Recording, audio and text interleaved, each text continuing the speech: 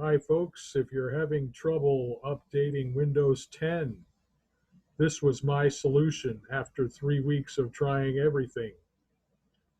Go to the windowsclub.com, check Sir System Update Readiness Tool.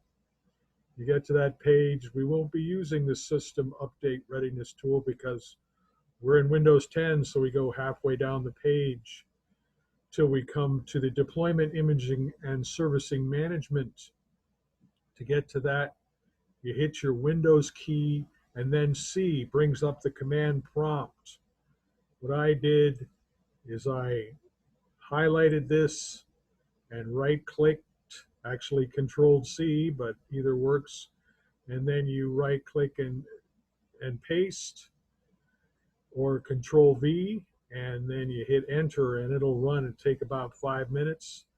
When that's finished, you highlight this and copy it and paste it, and hit enter and let it run. And when it finishes, you type exit and then enter, and then you run Windows Update again and cross your fingers. It worked for me and I was psyched. Thanks for watching.